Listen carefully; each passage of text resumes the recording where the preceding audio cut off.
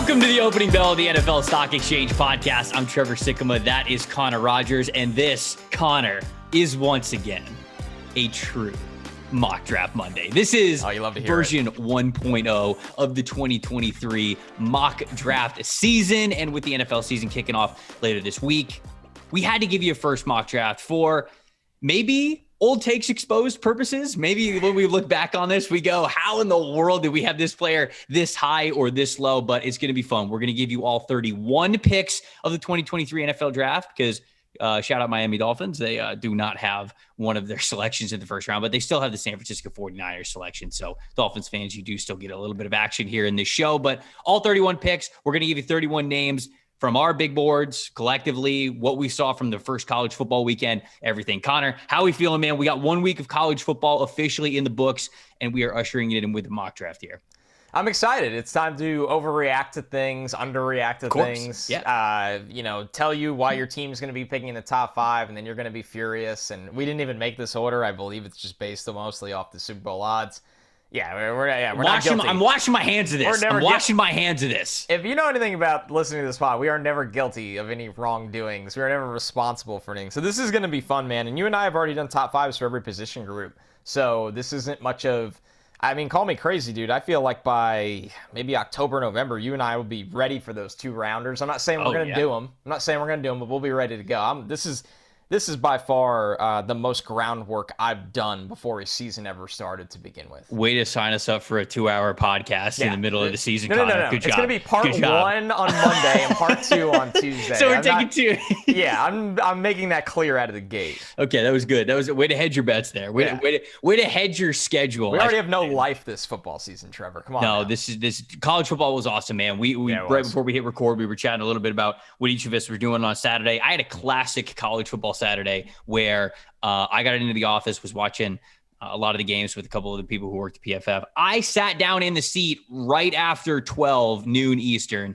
and I wasn't leaving that building until 11 p.m. It was a classic college football weekend. And look, noon games weren't the greatest games in the world, but there were still plenty of players to focus on. Maybe some players that we're going to be naming here in this mock draft. Connor, do you want the odds or the evens? I always give you the floor. I always give you the choice. Which one do you want here? These things kind of have decided for themselves here. I am going to be taking the odds. The Jets are picking 5th, and you are going to be taking the evens. The Bucks are picking 30th. Wow, 5th. What kind of Jets hater are you? The Jets going to finish with the 5th worst record in the NFL? Wow. Yeah, I made this order with my bare hands. I crafted it from clay. So blame me, scream at me.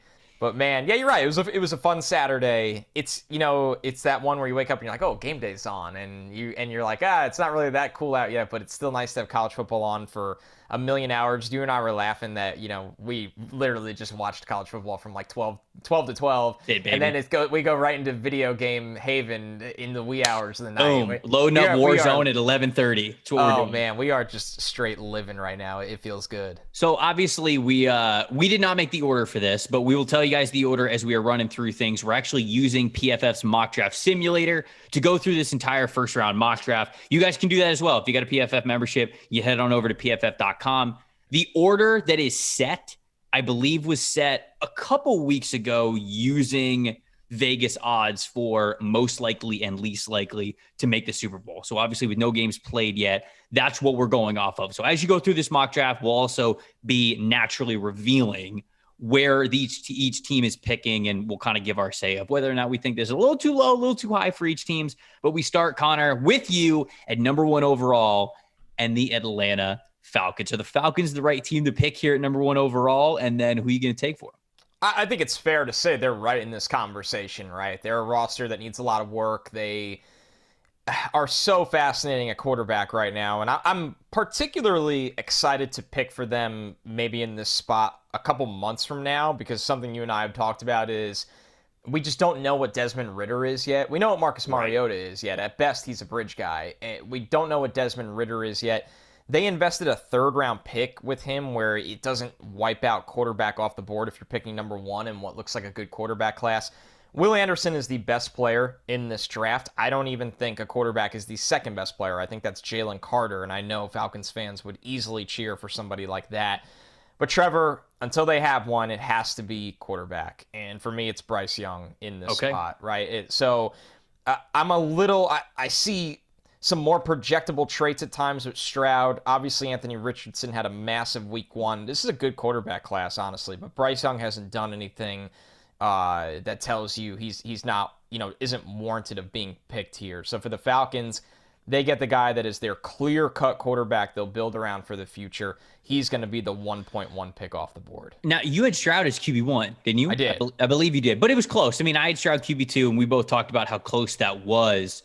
I'm hesitant to ask this question because I don't know if you've gone over the all 22 of it yet, because it just came out for PFF. But like, are you hesitant at all about CJ Stroud with them barely eking out a win at home over that Notre Dame team? No, I think that Notre Dame defense is tough. I think they're well coached. I think they have talent. I thought it was funny to me how things are perceived. I thought, Stroud and Richardson were the guys that played against legitimate defenses week 1. So if you're expecting perfection, I don't know if that's truly fair.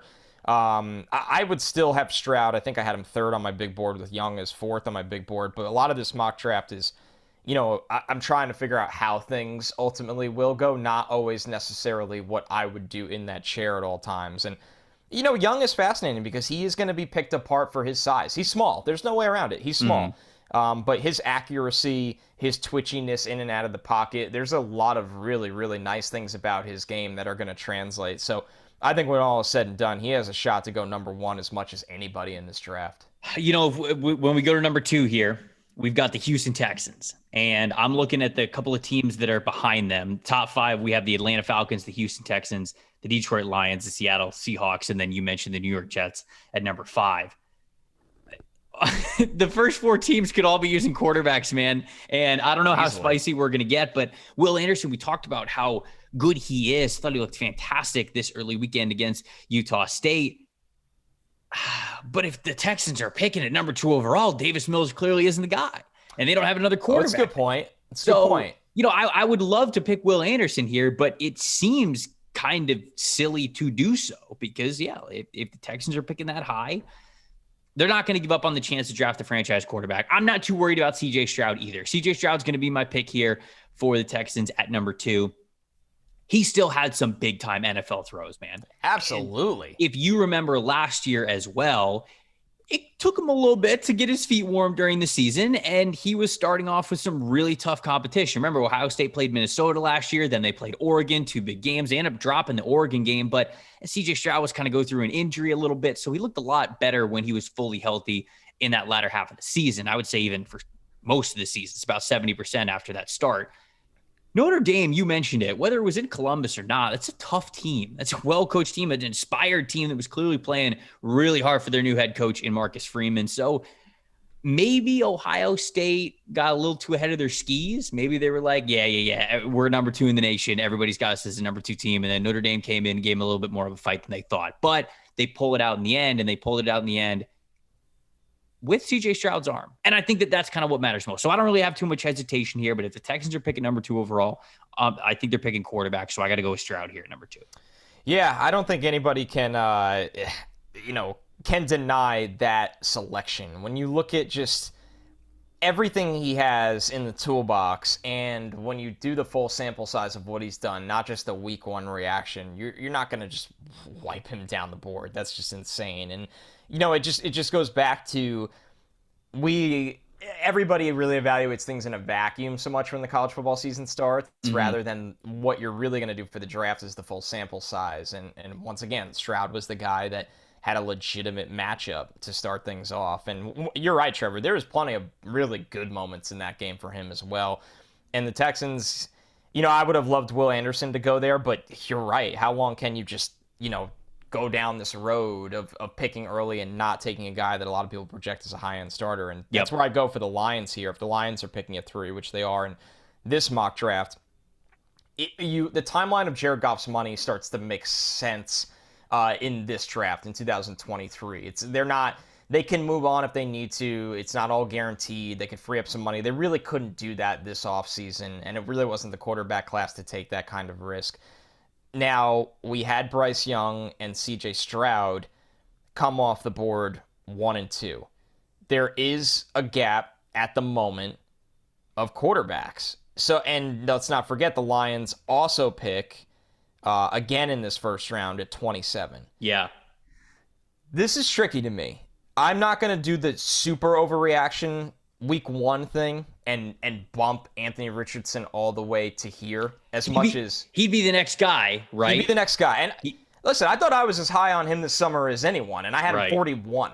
So awesome game. I am rooting so hard for him to be not QB3, but even higher than that in this draft. Let's just give it a little time to breathe. And you're going to hear his name today. It's not that. It's just I don't want to react that way. So for me, I'm going to take Jalen Carter here. I look at what they're building on that defensive line. Yes, there is the prospect of Aiden Hutchinson with Will Anderson. I totally get it. Yes, that might be the route they go. But they do. I know it's insane to not take Will Anderson because Charles Harris is there. But they need to get better at defensive tackle. Jalen Carter is a special, special prospect. And I still do think Will Anderson is the best player in this draft. But Jalen Carter has a chance to be neck and neck with Will Anderson as that guy. And they have a clear need to me, right? I know they've taken some young defensive tackles recently, but Jalen Carter is in a different tier of defensive tackle than we've seen for the last couple of years. So sure. I just love seeing him and Aiden Hutchinson playing side by side for the next 8 years. Look, I love Jalen Carter a lot. You and I talked about this at length when we went over the big board episode not too long ago when we were forming this show's official ranking. And I told you, for most of summer scouting, I had Jalen Carter as my number one player in this draft. I mean, the dude's ability is just insane. And for as much as we are going to constantly talk about the two quarterbacks at the top, Bryce Young and CJ Stroud, I think Will Anderson and Jalen Carter are above them right now when it comes to being just prospects overall, as good as what you can do, playing your position as well as you possibly can. And so the things that Jalen Carter can do, did you see the play of him in the backfield just absolutely tossing a 330-pound man like he was a doll to get into the backfield on was it a 3rd and 1 or a 4th and 1? It might have even been a 4th and 1. I couldn't remember which one it was. And somehow they got it, but he almost blew up the play single-handedly. Dude's insanely strong. That and another rush where you see how low he can play for such a big man. He had a really impressive game, and there's no... It's not that there's no weakness in his game, it's that he is equally as strong as both a run defender and pass rusher. And to find that for an interior D-line that can play pretty much from 5-tech, 4-eye, 3-tech, I think you could play him at shade nose, no problem, and doesn't lose anything. It's pretty rare. Dude, Georgia had a defensive lineman go number 1 overall last year, and Jalen Carter was still the best defensive lineman on that team. Yes. Best defensive lineman on that team. And they had a guy go number 1 overall last year. So I know people are going to be freaking out with Will Anderson still on the board at number 4. Calm down. He's coming off the board now. But Jalen Carter, seriously, I mean, he's up there with the freakiest dudes that are going to be in this class for what they are capable of. Number 4, I just teased it. This one's just way too easy. Seattle it's on Seahawks a platter for you here. At number 4, Seattle needs pass rush. I know they drafted Boye Mafe, but they need pass rush badly. And a player as good as Will Anderson, they just don't come around very often, man. I mean, just you love everything about him, everything that we've seen so far, the early production, the technique, the athleticism, the explosiveness, the length, the bend, the football IQ, the effort, everything, man. It is all there for him. One of the cleanest, best prospects that you're going to scout this upcoming season. And there's no way he can get out of the top 4, because if you count for quarterbacks, you might throw a couple in there, but there's no way Will Anderson's getting past number 4, especially for a team like Seattle. So if they're picking in the top 5 and they're not going quarterback, they'll be happy with getting Will Anderson there. Okay, this is where it finally gets really tricky, right? I think we knew those 4 guys were going to go in some kind of order, 1 through 4. The Jets are on the clock at 5. If they're picking at 5, I'm sure there are going to be some questions about Zach Wilson as well. But once again, the 2 top quarterbacks went off the board here. I am going to go with Miles Murphy, the edge from Clemson in this spot. There's a couple factors here. One, there'll always be a team that looks to improve their pass rush. It's the meat and potatoes of their defense. Carl Lawson, I hope, has a huge year. But once again, Carl Lawson's last year of his contract will be in 2023. So you're drafting for the long term with this pick. You're pairing Miles Murphy Maybe with 1 year of Carl Lawson, but a couple years of Jermaine Johnson. Quinton Williams, I think, is going to be there for a long time. This is a classic Robert Saleh, toolsy edge pass rusher, super explosive. I think is a lot more talented than what the stats say at Clemson, as we've talked about, because of the defense, the way it's run. I think he fits Saleh's front four really, really well. I'm sure if Bruzzi had a big-time season, he'd be in this conversation because the Jets will eventually need interior defensive line help or even offensive tackles if George Fant opts for free agency. If one of the tackles has a big year and moves up the board, there's none in this range right now. So this is probably the pick that I would think changes the most in the top 10, seeing where the Jets' needs go and who kind of has a big year. But Myles Murphy is well worthy of being picked 5th overall. Yeah, and I mean, he'd obviously be awesome for that defensive line. He could do so many different things for you. More of a powerful guy. He'd love it. He'd be like, what is this? I have the green light? He would. I mean, Brazil as well, right? You would hope that both of them. Well. Yeah, no doubt. Both of them, when they're getting to the NFL, hopefully they'll have a little bit more of the green light. So, like the Myles Murphy pick there, I think a lot of people are going to have him in the top 10 for sure, just because of his build and how all around his game is. Number 6, we've got the Jacksonville Jaguars. If the Jaguars are picking at number 6, look, they've gone pretty defense heavy with a lot of their premium picks over the last couple of years. I think it'd be time to switch over to the offensive side of the ball. Let's get Trevor Lawrence some help. I'm kind of projecting this a little bit. Quentin Johnson, who I had as my wide receiver 1, I love the overall ability from him there. Didn't get a lot of action in his first week. A little quiet. He was a little bit quiet. It makes me think that even though I have him at wide receiver 1, do I think that he's going to be the top wide receiver off the board? I don't know. I feel like it's a lot safer. So early. I feel like it's a lot safer to say that Jackson Smith and Jigba would be somebody that the Jaguars would love to get on this roster as a true best friend for Let me Trevor ask you this, Lawrence, Trev. You know what? Is there something to it though that he does have so much production out of the slot, and that they have Christian Kirk on a massive money deal to be that slot eater? I wouldn't care. You wouldn't care. I wouldn't play care. him outside and figure it out. Yeah, Jackson Smith and Jigba is he's just too good at separation, man. Yeah, I really do. I think that when you are a team like the Jaguars who are really just trying to get a lot more dynamic and just a lot more talented, right? That's the word, on offense. I don't think they're at the point where they can kind of nitpick that. You're just trying to pick the best football players overall. And even though I'd love to pick Quentin Johnston here, I don't know if he's going to really achieve that potential and take that next step where he does this year to be picked as the number 1 wide receiver in a mock draft. So even though I love him, I think it's probably more realistic that we go with Jackson Smith and Jigba here. Even though I think he's more of a mid-round wide receiver than a top 10 wide receiver, Jags are going to be looking towards offense. And so the only other player that I probably would really pick, I guess, offensive tackle, maybe now that I'm like talking out loud, like Peter Skoronski looked awesome for Northwestern to start the season. Yeah. Michael The Mayer, Dublin Destroyer. If you want, nice. What a nickname. That's good. Guy lands in Ireland and just destroys everything in sight. I'll go Smith and Jigba here. I'm gonna go. I'll stick with it. I think they need the playmaker. They need to get more dynamic on offense than anything else. So, for the time being, we'll go Smith and Jigba.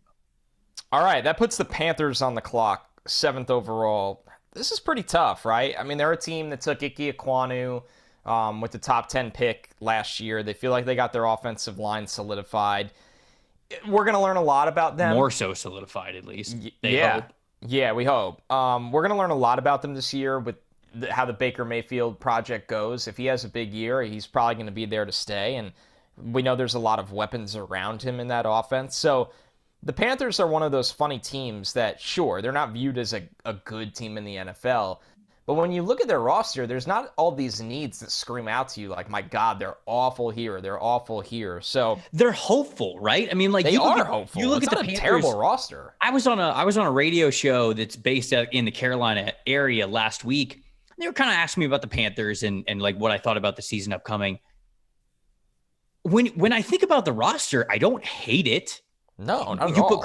Especially with Christian McCaffrey back. Like, you've got decent wide receivers. You've got Christian McCaffrey. The offensive line's improved. The defense is young, and you got a lot of really nice players to look forward to. Brian Burns, Derek Brown, Jeremy Chin. You've got J.C. Horn. You got a lot of young corners there, too. So it's like, I don't hate this team. I just don't have faith in Matt Rule. That's ultimately what it comes down to. So when you're doing mock drafts for the Carolina Panthers, it's kind of like, well, not as bad as I thought it was, especially picking at number 8 here. But if anybody listened to me, I think they're going to go under on their win total. So I do think they're going to be picking around here.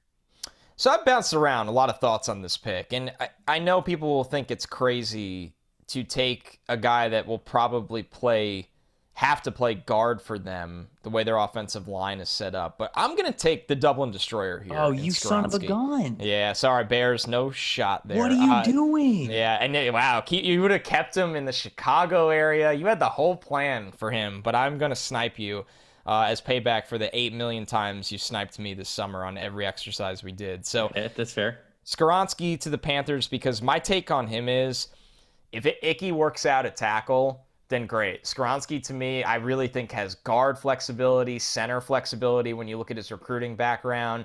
If Icky needs to play guard, Skoronski could play tackle. You're just adding more talent to your offensive line for a team that just doesn't have 8,000 needs.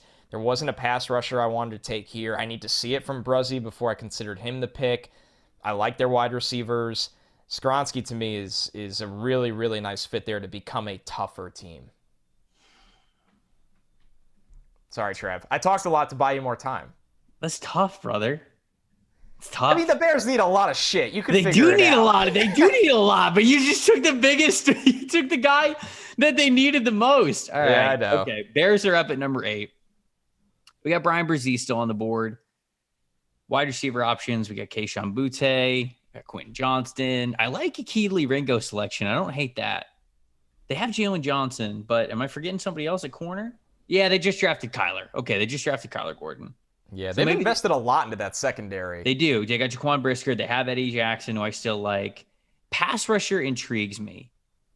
You got Andre Carter. Oh, man, I think I might go Carter. Yeah, it's a fun pick. I think I might go Carter here. We know Robert Quinn's not going to be there. Right. Is Brzee that more talented than Carter? Because they do have Travis Gibson, so they have some edge talent right there. Oh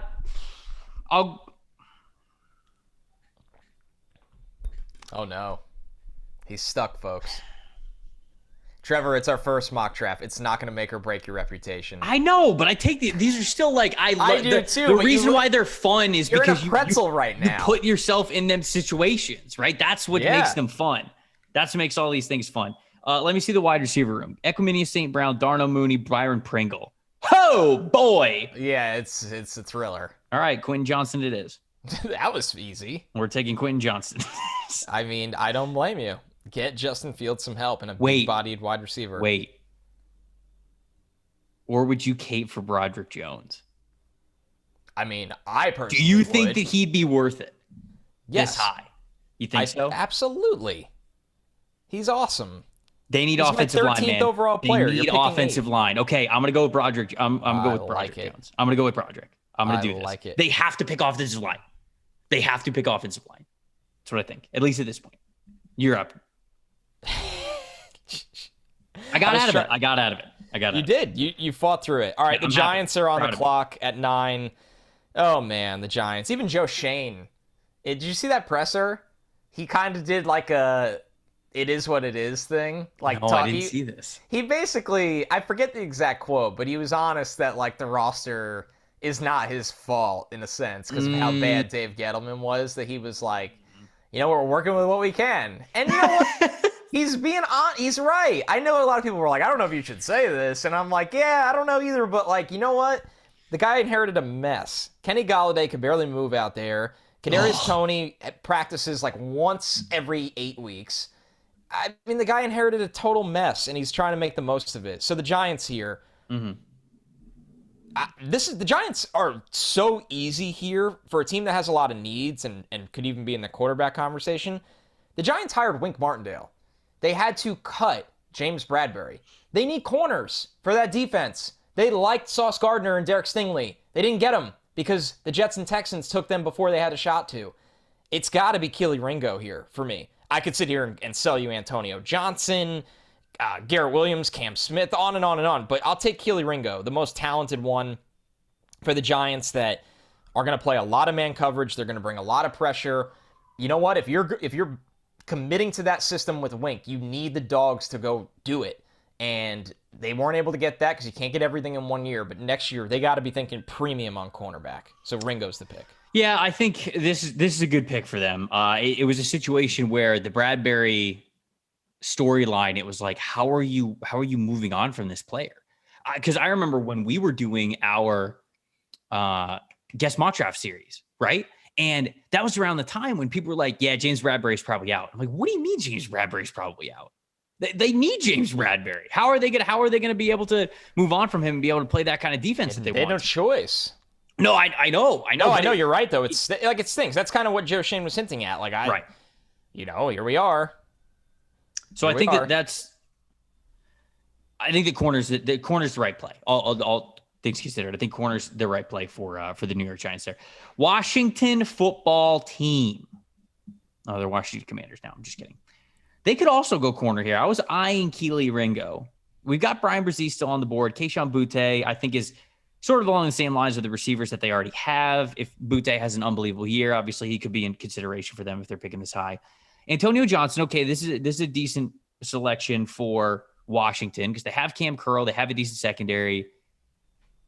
But I feel like another corner is something that they would really need, like outside corner, like true outside corner. I agree. Like I'm thinking of Cam Smith here or Eli Ricks, but probably Cam Smith.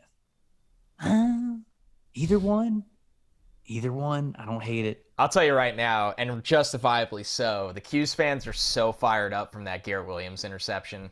He is great. It was a great play. It was a great play. It was kind of like hey, like I'm right in the mix here. Don't forget about me. You could be a little stock up player on tomorrow's podcast. Yeah. I don't want to give away tomorrow's show. I already am starting to get too excited. Little stock up section. All right. Well, I like where your head's at here with corner. I'm gonna go Cam Smith. Smith here. Love the attitude. Love the mentality of the corner. I'm not gonna say he's like baby JC Horn. I'm not gonna say anything like that. No. He's got an attitude to him. He's like, he's coming from that same kind of a program, coming from that same kind of stance. So I'll go Cam Smith there at 10. I like it. The Steelers are on the clock here. They're a team that it's pretty obvious they need offensive line help. I think as good of a team they are, it might be a tough year at times. Because of that offensive line, whether it's protecting Trubisky or Pickett. So I'm going to go with Paris Johnson Jr. here. We've already had 2 tackles taken in Skoronski and Broderick Jones. Paris Johnson back at left tackle. Really, really like to see that. I think he's going to have a nice year. I think he's going to easily play himself into being a top 20 pick. So the Steelers get a young, very talented offensive lineman that has some position versatility, but his long-term home is at one of the tackle spots. They definitely needed offensive line. Dude, it's bad on paper, but it's not been good during the preseason. I know they have so much talent at the skill spots that they can get the ball out quickly, but it's bad. It's pretty bad right now. They definitely need that. So I'm all for that pick. That makes a lot of sense to me. Minnesota Vikings at number 12. This could be a Quinn Johnson spot. I don't know how much longer Adam Thielen's going to play. The Jalen Reagor wide receiver move trade does not do anything for me at the top of the first round. No. The other wide receiver they got is KJ Osborne, but he's kind of in a slot. I think I'm going Quentin Johnson here. Yeah, they're going to need a long-term running mate. I think I'm going to go playmaker. Because, Brian Brzee could also be a pick. They got Harrison Phillips. They have Dalvin Tomlinson. I guess them going after Ross Blacklock means that they're definitely looking to upgrade that area. So they definitely could go with that. Antonio Johnson could be another pick, but I'm going to go Quentin Johnson. I'll go Quentin Johnson because the Madden kid in me loves the idea of getting Quentin Johnson and Justin Jefferson in the same offense. It's a lot of explosiveness. It's a lot of fun. So we'll go the wide receiver from TCU, Quentin Johnson, super explosive player. Guy who's got the size and the athleticism to play on the outside as an X receiver. Vertical guy, can do a lot for you at the catch point. And I think he's got the potential to be a lot more than that too. So we'll go Quentin Johnson at 12. Yeah, so that's the fun. You made the fun pick, and I will always co-sign the fun picks for the mock draft. You know what? I deserve it. You really do. Get yourself something nice. Thank you. Appreciate it. 13, the Eagles on the clock for the first of 2 times on today's round 1 mock draft. Howie always has something up his sleeve. Yeah. So for me, this is a really good roster, one of the best rosters in the NFL. It got better by adding Chauncey Gardner-Johnson. I am going to get take Andre Carter here from Army. Nice. When you look at their roster, it's so dang talented, but it still feels like they need one more rusher that could play with some power at edge for them. They have Josh Sweat. Obviously, somebody like Hassan Reddick is more of a speed finesse rusher. They got the big guy in the middle in Jordan Davis. Fletcher Cox is still there. Obviously Brandon Graham's a guy that's getting a little older. I'm looking ahead for what their edge pass rush situation is going to be, and Carter can really, really play. You could rush him really wide. He's got the size to hold up, I think, when in the traffic inside. So for the Eagles, for me, I was pretty clear-cut going into this draft. I wanted a pass rusher for them, and I'm thrilled he's still on the board. No, this is a big time pick, and Andre Carter, I'm just very excited to watch him throughout the rest of the year. I think he's an absolute stud, man. I think that he's got so much potential. He's a uniquely gifted player with how big he is, yet how explosive he is, how tough he is to get hands on with his length and his explosiveness. You just don't see that combo very often. You know what? A conversation that'll be interesting with him. Mm-hmm. What is going to happen with the service time situation? I don't know, because that's always up to like, it's always like fluid, isn't it? Yeah, like some guys can get I don't know what it like pushed back, right? Like they can get pushed back. I think some guys, although this has been like rescinded before, some guys there's like flexibility to switch your service time to more recruiting on your off season. It's a very complicated thing that we're just going to have to keep an eye on, because nobody knows right now with Andre Carter. And Trevor, I don't remember a time in my life a service academy player that was being put in the round 1 of mock drafts in September. What was the last? Wasn't it like Army's last first round pick, like in like 1960 or something? Yeah, I'm pretty sure. It was like 57, maybe, like something around there. So this is usually a combo we have with a day 3 player every couple of years. Yeah, this conversation, we weren't, the podcast wasn't around in 1957. But if it was, we would have discussed it. Yeah, we would have known this a lot better. Las Vegas Raiders at number 14. Sure, it'd be cool if it was. I feel like this is the time that Brian Brzee comes off the board. Yeah, I like that. They've got Jonathan Hankins, they've got Bilal Nichols, but I mean, obviously Chandler Jones, Max Crosby on the outside. Could certainly go corner, could go offensive line here. I don't think there's an offensive lineman that I'd really stand for with those top 3 guys off the. No, I like Anton Harrison. I just don't know if he's gonna be a top 15 pick at this point. Blake Freeland's good too, but I don't think any of them are the talent that Brzee is. I think you got to go with Brian Brzee here. I mean, I'm not going to argue that. Listen, there's a huge opening for him to make a jump and have a big year, and we're just kind of waiting to see it. So I was very honest, I think, on the summer pods that I thought Ika was more impressive to me, but it's the sample size situation, and it's a different player. It's a totally different kind of player. So yeah, the Raiders, that pick has to be interior defensive line. Whether you want to go Brzee at this point in the draft, I think so. But I'll go Brzee here at 14, which puts you up with the Patriots at number 15. Yeah, Patriots at 15. This pick is kind of simple to me. I really like Antonio Johnson to this team. They've gotten older on the secondary. They've lost players in free agency like J.C. Jackson. They are a team that really values physical, smart, high IQ defenders on the back end, whether that's at corner, safety. Antonio Johnson is such a perfect fit for them, and a player that at 15 kind of feels like a steal. We got the Titans up at number 16, which means that we're halfway done, which means that I got to tell you guys to download the PFF app. We got a brand new PFF app. If you're an Apple user, go to the App Store. You can download the PFF app, and it is free and unlocked until football season starts. So you got a couple more days to go download it, enjoy all of the best of PFF. You could read all the articles, all the lock content, everything that's on there. We've got a news tab constantly updating with analysis for breaking news. You can turn on notifications so you don't miss a single breaking news post from us. Everything, man. I mean, it's got your fantasy fixes if you're super into fantasy football. Draft season, when that rolls around, we'll have you covered every step of the way, and the app is only getting better. We just put it out on the App Store, so it is only going to improve as we kind of make changes on it throughout the season. So go get in on it now. You can go get the updates throughout the season, but enjoy it while it is unlocked. The PFF app, anywhere that you get your apps on Apple devices. Also got to talk about our friends over at DraftKings. It is week 1 of the NFL action, and with DraftKings Sportsbook, the official sports betting partner of the NFL, you can get rich. I'm just saying, you can. Bet just $5 on any football game, and you get $200 of bets free from DraftKings instantly. Now everyone can also experience the thrill of DraftKings early win promotion.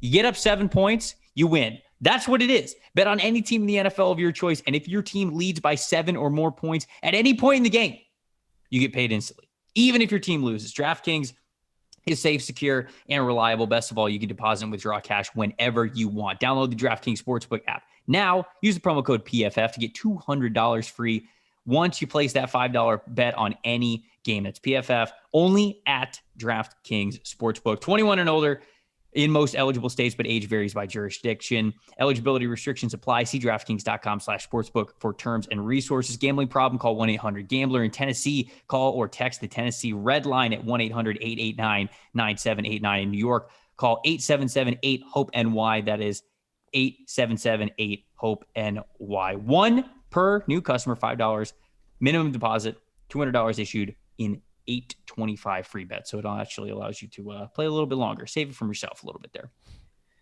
You took Antonio Johnson off the board for the New England Patriots. Feels like a Patriots pick. Yeah. Tennessee Titans are up.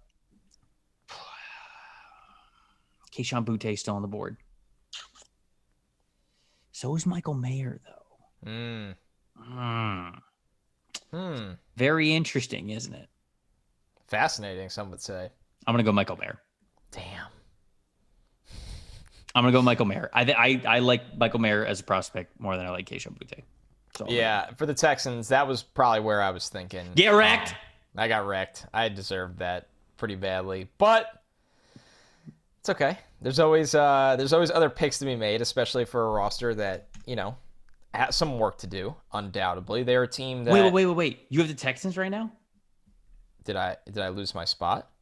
No, okay, never mind. I couldn't remember. I couldn't remember the Browns pick. I couldn't remember if we picked Will Anderson for them at the top, but we picked C.J. Stroud. No. So they took C.J. Stroud. So quarterback is not in play here.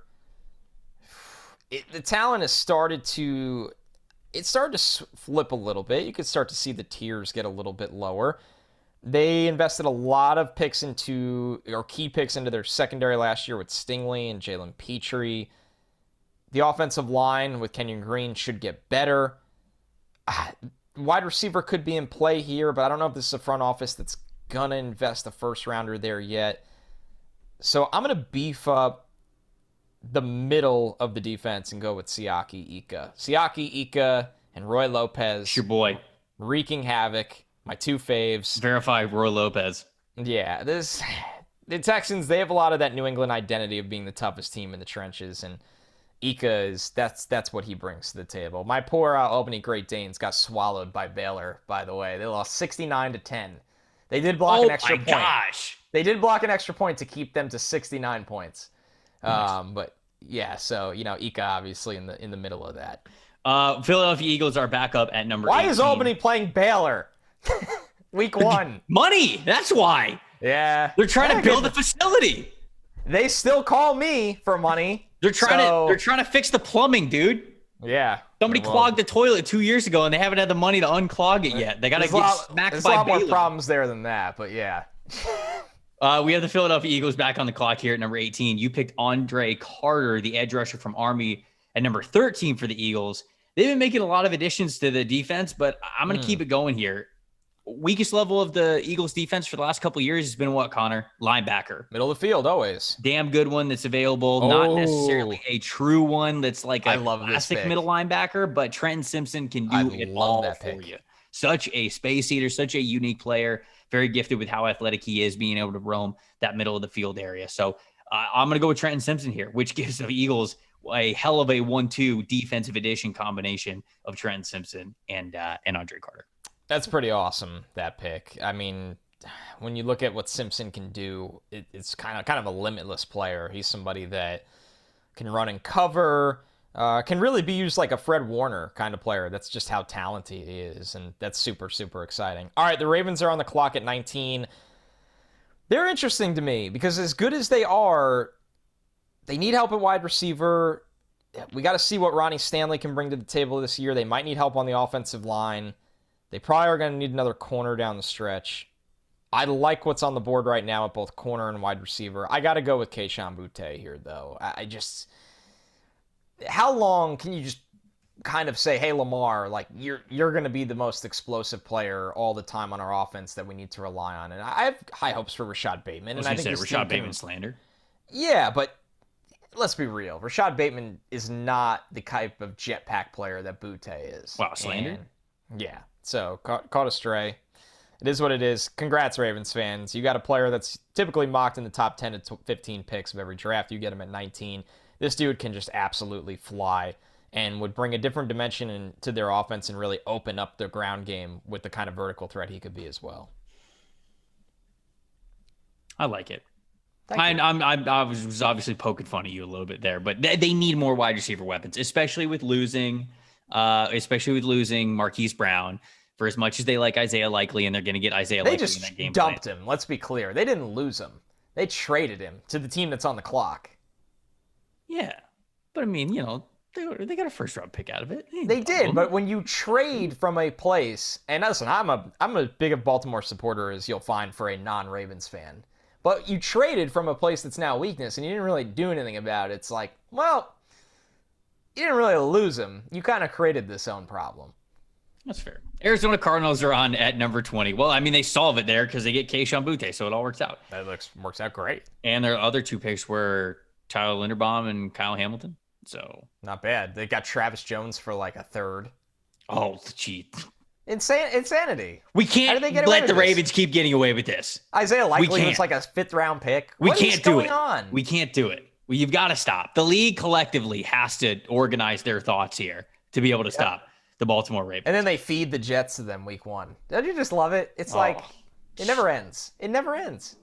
I'm so sorry. That's why the Jets are scheduled to pick number 5, because they know they're just playing the Ravens. They got first. fed to the Ravens week 1. The Arizona Cardinals picking up number 20. This is a PFF podcast. Yes, it is. But I think I'm going to turn my attention to the halfback position. Oh, baby, he did it. I think I might go Bijan Robinson. I love this bit we have every time he comes up in conversation. We're like, oh, it's a PFF pod, but this guy's pretty good. Because he is. No, Bijan's awesome. So but good. obviously, we're like poking fun at PFF's reputation a little bit with running backs, because people go way too hard on saying that, like, we think that running backs are we the bad boys players. of PFF? I think we are. You know what? That's what a lot of people keep saying. I get like random anonymous letters, and they just call us the bad boys of Pro Football Focus. I think we need leather jackets. We need leather jackets. We both have been growing out our hair. We have not cut the back of our hair for quite some time. It's true. We are... One of these days, I'm not going to wear a hat. I know. You've been hiding this for so long now. I know. Because like, what's going on? I know, because like we're not quite there yet. I get it. We're not quite there. But one of these days, I'm gonna not wear a hat, and you guys can see that we truly are the bad boys of PFF. I think I'm gonna go running back. The only thing that's really holding me back, you took Siaki Ika. We've got Brian Brzee off the board. There's a couple of good edge rushers that they could go with. They just made a move for Trayvon Mullen, which I don't think totally fixes their secondary, but they do still have a young Marco Wilson. They still have Byron Murphy. I know Cardinals fans have, it seems like, been lower on Byron Murphy. They just paid Jalen Thompson. Budda Baker's one of the best safeties in the NFL. I think I'm going to go Bijan Robinson. I really am. This is a guy who we've talked about when we went over summer scouting and even in the big board episode. He is a running back, yes, but I think that he gives you so much around beyond, if you will, just getting carries out of the backfield. He can be an offensive weapon for you. He's a guy who you could even line up in the slot, motion out, give defenses a lot to handle. Unique football player. I think a very successful, very talented, unique football player. Unfortunately, Texas plays against against Alabama next week. So maybe the stock's going to be down a little bit just overall because of that. But he is a back end of the first round player. Believe it. Got him going number 20 here to the Arizona Cardinals. I love it. I think it's a classic Cliff pick too. I think Cliff wants to just outscore everybody. Classic Cliff pick. Yeah. So if Cliff's there, makes a ton of sense. All right. Seattle's back on the clock. I think there's only one player for you to pick here. Oh, I mean, you know exactly where I'm going with this. They took Will Anderson at 4. So they're basically going to get my two favorite players in the draft, in this mock draft. They are taking Anthony Richardson. Woo! Let's go, baby! I mean, if you're a Seattle fan. I'm a Seahawks fan. This is a fictitious mock draft, and I'm a Seattle Seahawks fan. This is pretty cool right here. You have a freakish talent at quarterback. You have a double-digit sack edge rusher from day one in Will Anderson. This is how you turn to a new era. And they need to turn to a new era. And if they haven't done it yet, I'd actually like to hear from Seattle fans a little bit after this show or sometime during the season, like where their heads are at right now. You just watched the summer of Geno Smith and Drew Lock. There doesn't seem to be a ton of urgency there. They're probably not in a good place mentally. Yeah, and Connor. It's weird, right? Because you have Pete Carroll, who is 70 years old. He turned 71 in 10 days. So it's not like you were like, okay, we're building something for the next 5 years. You have an old coach. So this is how you do it. You got Will Anderson, you got Anthony Richardson. It's freaking awesome. We're going to talk a lot about Richardson on the Stock Up show, so I didn't want to go too long on him in this spot. Yeah. But you get it. No, it's fair. Los Angeles Chargers we have here at number 22. Dude, the Chargers are stacked. Loaded. Stacked. They're loaded. Well, I mean, what am I going to pick? They need a right tackle. Yeah, but what right tackle's available? That's the thing. Good luck. I mean, it's between Trey Pipkins and Storm Norton. Oh, Anton Harrison, who I like. Yeah, I was going to say you like Anton Harrison. Yeah, I like Anton Harrison. I like Anton Harrison from Oklahoma. Extremely experienced left tackle. I know moving over to the right would be a little bit of an experiment because it's not nearly as easy as just switching the positions over in Madden. So there'd be a little bit of adjustment there with him. But I think that this has got to be the pick. I mean, I'm certainly looking at the depth charts here, and it's like, anybody else, it feels like it might be a luxury pick for them or an overdraft at a certain position. So, yeah, why not? Anton Harrison, somebody who I really like. If he gets a little bit stronger, we went over this in summer scouting. If he gets a little bit stronger, this is a guy who I think plays with a ton of patience.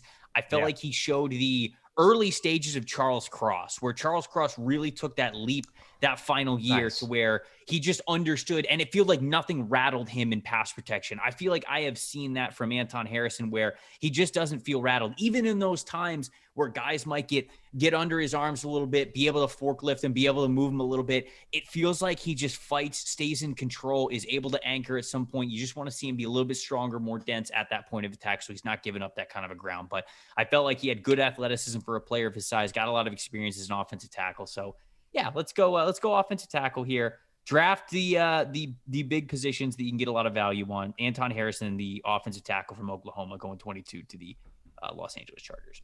All right, the Dolphins are on the clock. This is San Francisco's pick, since the Dolphins are forfeiting their pick, which was projected to be 15th in this mock. There'll only be 31 picks all year.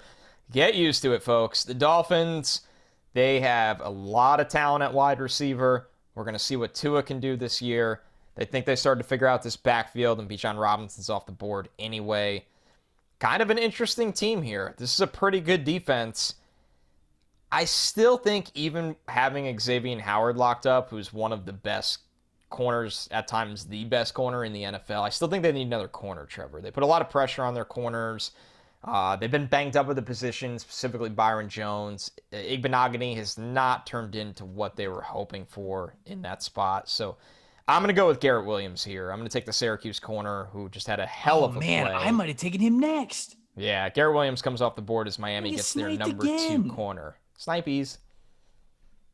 What is this? I mean, that's a great selection. That's a great. I mean, that's a great. The good news is the corner your corner pantry here is not bare.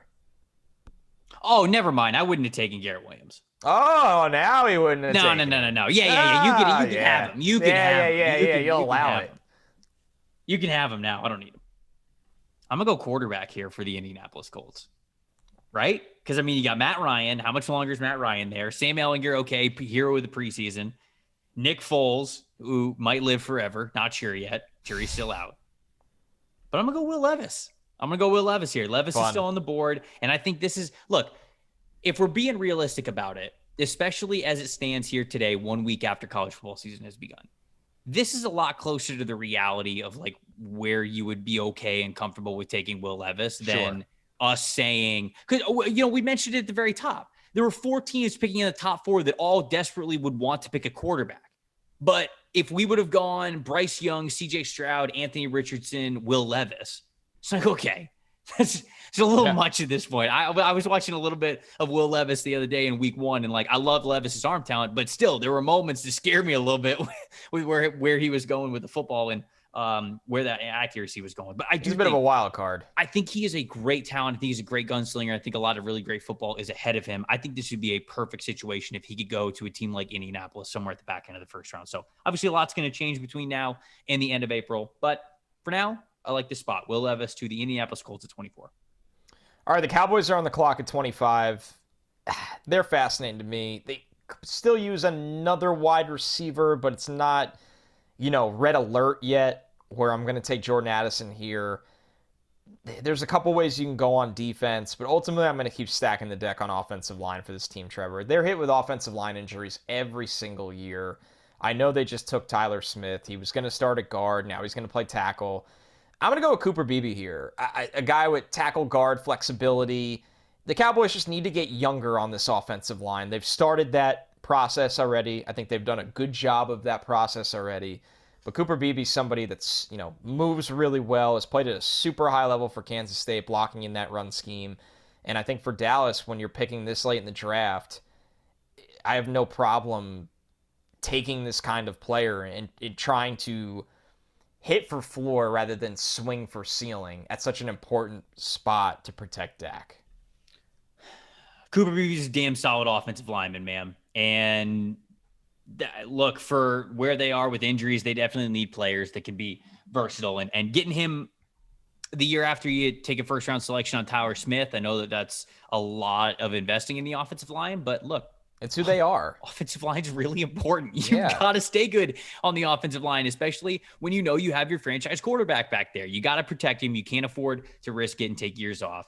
That's a good selection there with Cooper Beebe. We got 6 picks left in this mock draft. But before we get to those, got to talk to you guys about our newest partner, revolutionizing the world of sports betting and fan engagement by making sports fandom profitable. That company is Symbol, the stock market for sports. Symbol, that's Simbull, was a PFF sponsor last year. They're back for this football season. Symbol lets you trade pro and college teams like stocks, even earn cash dividend payouts when your teams win. Symbol took the thrill of sports betting and combined it with the profitability of the stock market to give you a platform where fortune favors the fan. Download the Symbol app for iOS by searching Simbull in the App Store. Use the promo code NFLSC. If you do, that would really help out the podcast, and we'd appreciate it. We'd love you forever. To receive a free team stock valued up to $150 when signing up. The PFF team, we're all getting in on the Symbol market this season. Connor and I have our accounts. We're going to be, I think because Thursday is going to be a big preview day. I feel like Thursday is going to be a day where we're going to be talking about like what teams we're buying. Yep. And then Monday is going to be a big recap. Maybe we'll do some buying and selling early in the week too, but I feel like those are going to be the days that we're going to do it. So this Thursday, definitely, we're going to be telling you which teams that we are buying through the Symbol stock market, because we would love for you guys to get in with it with us as well. You either bet with us or against us, and then tell us all about the money that you guys are winning. Download the app, create a free account, enter the promo code NFLSC, and you get that free stock valued up to $150. Plus, you get to compete or revel in the combined money that Connor and I make this season. So one of the two. Either way, all around, you're going to win. Download the Symbol app. It's a lot of fun. Cincinnati Bengals on the clock at 20. Speaking of fun. Bengals. Speaking of fun, my Cincinnati Bengals. A lot of upgrades along the offensive line. You love to see it. Can I stop you? Because this is very on brand. Sure. Did you see the tweet that after Cincinnati's game, there was a viral tweet that said you can't spell skyline without the L? I thought of you right away. You mean Arkansas's tweet? Oh, is that what it was? Because Arkansas beat them. No, I knew it was because they lost. I didn't know it was from Arkansas. Yeah, I believe it's from. Let me look this up right now. Sometimes I think it's just like a blog account, but clearly it might have been their legitimate. It is account. the Arkansas Razorbacks account. Can't spell Skyline without the L, and then it is the clip of Kevin from The Office. Yes, there it is. Chili all over. Oh man, because this pod has a bit of a reputation for completely trashing Skyline chili, and I was like, oh.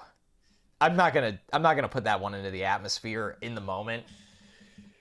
Bit touchy. I had to protect you. You're in Cincinnati. I need you to I don't eat Skyline chili. You can go after it. I've lived here for over a year now. You don't. People I've are been here mad for that you don't. over a year now, and I haven't had a bite. It doesn't look good. I'll try it. I will try it if I end up out there. I guess we will. We'll have a bet at some point this year of me having to eat Skyline chili live on the show. Oof. I'll do it for content. Remember the Karlaftis Chipotle Bowl that we tried? Well, I told you that I went to go order the Karlaftis Bowl, and I couldn't even get it because they were out of steak. Yeah, they were like, sir, you need to go to our warehouses to get that. You're not getting that at a normal location. It was stupid. All right, back to the Bengals. I'm sorry. Bengals on the clock here at number 26. A couple of different directions they could go. I wish you could pick a pass rusher for them because I would say they need a pass rusher. Yeah, but I mean, I guess. Dude, your boy is right there. Which one's my boy? Because I got two guys Isaiah who are Foskey. Well, Isaiah Foskey's in the top good. 15. Isaiah Foskey's good at football. Yes, you had him in your top 15. Yeah, but they got pick 26. They need a pass rusher. They got Trey Hendrickson. They got Sam Hubbard. They got Cam Sample. They got Joseph Osai. They got Zach Carter. That's stopping you from taking a pass rusher? Trey Hendrickson is very, very good. Yeah, but what if they drafted Jordan Addison and then let Tyler Boyd walk? Okay, sure. No, that's a little too much for me. We're going Isaiah Foskey. We're beefing up the defense line. Staying on. I looked at Isaiah Foskey immediately. I was like, okay, this is probably Foskey, but like, can I go mad scientist with this? And I don't really need to. He tried. Foskey. I did try. Lions on the clock at 27. They got Jalen Carter. Pretty good player for their defense. I'm going to go with Tanner McKee here. We've had a lot of quarterbacks come off the board. CJ Stroud, Bryce Young, Anthony Richardson, and Will Levis are all off the board. I think this could be easily a 5-quarterback first round this year. We didn't even talk about Tyler Van Dyke yet. A lot of quarterbacks go in the first round this year. Yet. So yeah, for me, Tanner McKee. They played Colgate to open up the season. I watched the first half, and he I know it's Colgate, I get it, but like there was some big throws there. The dude's got a big, lively arm, and he's a guy I'm watching very closely this year because I think he has all the tools that staffs are really, really going to fall in love with. So he had to go in the first round here. Lions get their quarterback of the future. Green Bay Packers on the clock here at number 28. Do the Packers hate their safeties? Hate? No. Because I feel like I've read that recently. Oh, do they? Yeah. They have really good corners. That much I know. Hate their safeties. I don't think Amos has been a bad player for them. I don't think so either. Maybe it's just the depth. Savage has been, I feel like, up and down. Maybe it's from the where depth. He was picked. Maybe it's the depth part of it. I mean, dude, Jordan Addison is staring you in the face. No, I know. Jordan Addison is again, it's the same thing. I'm looking at a guy where I go, okay, this is probably where I'm going to go. Is there anybody that I'm forgetting? I'm looking at their depth chart, what could be for their team moving forward, but it's Jordan Addison. He won the Biletnikoff Award last year. Unbelievable when he was the focal point of the offense. I don't think he's like a freak athletically, so I don't think that he's going to be like a top 10 pick. Not the biggest guy. Certainly here at number 28, dude knows what he's doing as a wide receiver, so he can be Aaron Rodgers' best friend here. That's a good scouting report line. Dude knows what he's doing. I like that. Yeah, he does. Look, that'll be a t-shirt one day for us. Dude knows what he's doing. Dude knows what he's doing. Love that. All right, Chiefs on the clock at 29. Man, they are just a freakishly talented team across the board, and I easily would have taken Jordan Addison there. I still think they'll need, a clear-cut identity guy at wide receiver. There's no doubt about that, and no coincidence a lot of them have gone off the board in this draft because, listen, that's that's how the NFL draft goes these days. We're seeing wide receivers taken earlier and earlier in a higher quantity. So there's no one here really, Trevor, that I like at wide receiver for them. And I think they've done a good job building a good front over the years. But I'm going to probably go best player available in this spot and take Jaquelin Roy. I think that Chris Jones is an excellent player. The Karlaftis pick is already looking pretty good. Frank Clark, it feels like they've been trying to move on from him for 2 years now. They're going to need more help up front. And Roy is more of an interior player, but this for me is talent. It was between Felix Anudike, Uzama, and Roy. Come on, that's my guy. Yeah, no, I'm going to go with Roy instead. Sad. You hate to see it. Scared to be great. Scared to be great.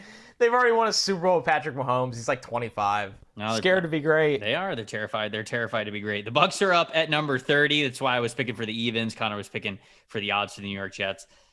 Do you have? I will give you a guess. Okay. At who I only want one. Okay. Who do you think it's gonna be? I think you're taking Eli Ricks. I'm not taking Eli Ricks. Okay. I lose. I'm taking Arik Gilbert, baby. Oh, come on. I'm taking Arik Gilbert. He's not even a top 2 tight end on his own team. Oh, what a terrible statement that is. Did you watch the Darnell Express? Yes. And I think that Darnell Washington is good. Dude, he's so awesome. Oh, man. He's so awesome. They are telling you what they think. He's the dude in every package that matters as a blocker. And then they throw him the ball and he runs through everybody like bowling pins. He wears number 0. I mean, that is elite. Man. That is elite. Man. Listen, I'm not gonna sit here. And have you push me into a corner to say bad things about Darnell Washington because he's great. Was the O.J. Howard experience not enough for you? No, it wasn't. It was not. I am an addict to pain. Give me the high ceiling tight end. No, seriously, though. Arik Gilbert. I get it. Your pick. I get it. He didn't play. Did he play at all? Did he play? He played. I think he played like 15 snaps last I looked. Oh, hell yeah. You love to see it. So he did get on the field, obviously, but Arik Gilbert was never really going to start over Brock Bowers and Darnell Washington. Brock Bowers is the best tight end in the country. He'd be a top 10 pick in the NFL draft if he was eligible this year. Yep. And Darnell Washington is their steady dude. He is their massive man who's an incredible blocker, and I think he is a good receiver. I think people are I may come back and eat my words. I said this might be an Old Takes Exposed podcast, but I may come back and eat my words. Darnell Washington is still crazy athletic for how big he is, but I think people are freaking out about the hurdle, and like the hurdle was amazing, but like I don't think that ascends him into this elite athletic category. No, he's not a first-round tight end. I want to be clear. Okay, all right, thank you. Arik Gilbert is truly nuts how talented this guy is, and I think that as long as he is committed and focused, which it feels like it hasn't always been when he was at LSU. If he's committed and focused, I think this dude's a first-round talent. No doubt about it. And so at pick number 30, I look at the Buccaneers and I look at Cam Brate's on the team, Kate Otten's on the team, Kyle Rudolph's on the team. They would need somebody different. They'd want somebody different anyways. They'd love themselves some Darnell Washington, but it's my mock draft. Damn it. It is. And I'm gonna go with Arik Gilbert, the uber talented tight end who is now at the University of Georgia playing 15 snaps a game. He played. So I checked. He played 12. 12 snaps a game. He came in with 4 minutes left of the third quarter. But hey, second half, baby. Yeah, that's not even halfway through the second half. Save the best for last. All right. Speaking of best for last, the Buffalo Bills are picking last because they are expected to be the best team in football this year. So good for the Bills. I know Bills fans, that's not enough. They are thirsty for getting over the hump and making the Super Bowl. All right. This is tough, this one, right? Because, they're picking here because they are so freakishly talented. I struggle with them because I don't think they're ever a team anymore that needs to be like, we need this here now, and it needs to be like a Rookie of the Year contender. So I'm going to draft thinking way, way ahead for the Bills. They have two of the best safeties. They have one of the best safeties duos in the NFL. Mm-hmm. They are guys that are getting a little older. There's been contract issues. They're going to have to replace one of them eventually. So I am going to look at this pick and go with Jordan Battle. Do I think ultimately Jordan Battle is going to be a first-round safety. Not necessarily, but I think for this is the area. I think he could. Yeah, he's a top 50-ish guy. The Bills are really, really good, so they don't need to do anything crazy here and take the next best, edge rusher, which Felix Anudike was on the board. There was a couple good corners still on the board. Eli Ricks did not go in our first round. Brian Branch did not go in our first round. So obviously it's your pick. You can do whatever you want. If we're like simulating a Buffalo pick, I think they'd pick Branch just because of how unreal he is as a tackler at the line of scrimmage. Yep. How he would just be a reliable run fit kind of a player that plays that hybrid corner role / maybe safety kind of a thing. But I think they would certainly be happy with Battle as well. But I also think that Branch might get on the field earlier if he could play slot corner. But that's just my thoughts. Yeah, they're just fascinating to watch because they just took Kyrie Elam in the first round, and they have obviously Trey White, who's an incredible player when healthy. Yep. So yeah, you're right. Maybe they go for that trifecta and look for that third corner that's going to play in the box a lot. They're going to be interesting to talk about this year because they just. And once again, if you're them, maybe you hope an offensive lineman falls to you. I don't think they're perfect on the offensive line, but I think they're good. So they're a tough team to pick for, and I like Battle for what he is. He's one once again. Kind of the Cooper Beebe pick of like, listen, we're going for floor here. We need a starter in this spot down the road. Yeah, they want good. Look, they have built their roster well enough to where they can afford to just draft good football players at all of their picks. Yep. So here we go, folks. I'll recap it a little bit. If you're watching on YouTube, you can see on the screen. But for the first ever 2023 mock draft here on NFL SC, Bryce Young went to the Cowboys. Bryce Young went to the Atlanta Falcons. What the hell happened? I don't even know why. I don't even know why I said Cowboys. I wasn't thinking about the Cowboys. I wasn't thinking about barbecue. Wasn't thinking about Dak. Wasn't thinking about the Wild West. I don't know where I even got that. Bryce Young, Atlanta Falcons, number 1 overall. C.J. Stroud to the Houston Texans at 2. Jalen Carter to the Detroit Lions at 3. Will Anderson to the Seattle Seahawks at 4. Connor's New York Jets took Myles Murphy at number 5. Jackson Smith and Jigba going to the Jacksonville Jaguars at number 6. Peter Skoronski at number 7 to the Carolina Panthers. Broderick Jones, the offensive tackle from Georgia, going to the Chicago Bears at 8. Keely Ringo, the corner from Georgia, going to the New York Giants at 9. Cam Smith, cornerback for South Carolina, Washington Commanders.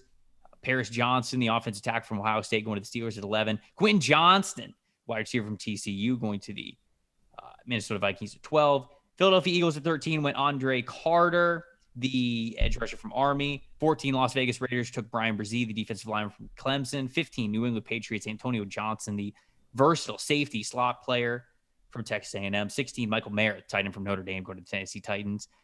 Number 17, Houston Texans, they took Siaki Ika, defensive lineman from Baylor. 18, Trenton Simpson, the linebacker from Clemson, to the Philadelphia Eagles. 19, Kayshon Boutte, wide receiver from LSU, to the Baltimore Ravens. Bijan Robinson, we got the first running back off the board here at number 20 from Texas to the Arizona Cardinals. Anthony Richardson going at 21 to the Seattle Seahawks, the quarterback from Florida. Anton Harrison, the offensive tackle from Oklahoma. 22 to the Los Angeles Chargers. 23, Miami Dolphins, Garrett Williams, cornerback from Syracuse. 24, Indianapolis Colts, Will Levis, quarterback, Kentucky. 25, Cooper Beebe, offensive tackle from Kansas. 26, Cincinnati Bengals, Isaiah Foskey, the edge rusher from Notre Dame. 27, the Detroit Lions, Tanner McKee, the quarterback from Stanford. 28, Jordan Addison, wide receiver from USC. 29, Kansas City Chiefs, Jaquelin Roy from LSU, the defensive lineman. 30, Arik Gilbert, my guy, tight end from Georgia. We're getting 13. We're getting 13 snaps from Arik Gilbert next week. Mark it down. Mark it down, baby. I'm going to the Tampa Bay Buccaneers there. And then at 31 to round it out, Connor took Jordan Battle, the safety from Alabama, for the Buffalo Bills. Let us know the picks that you hated the most. Don't even tell us the ones that you liked. No, I'm kidding. We would love to hear all of your takes from this 2023 mock draft. Of course, it is going to be one that we look back on and we say we called it. It's also going to be one that we look back on and say, I never said that. You can't prove that. We're scrubbing the entire podcast episode, but these are always fun, man. It was great to be back in the mock draft saddle with you. This was a lot of fun. Dude, it was freaking awesome. Number 1 in the books. I'm curious how many, because I'm always going to label them in the sheet, like V1, V2. I'm curious how many we ultimately do, considering in the spring, we literally did one. We did one every Monday, right? Am I losing my mind? Or do we mix it up sometimes? We did one at least bi-weekly, I think. Yeah. There's not 2 weeks that went by without us doing a mock draft. Yeah, so here we are. I feel like there were some Mondays, because the show was new, that we might have done something a little bit different. Well, we traveled a lot too. We did Senior Bowl, Combine.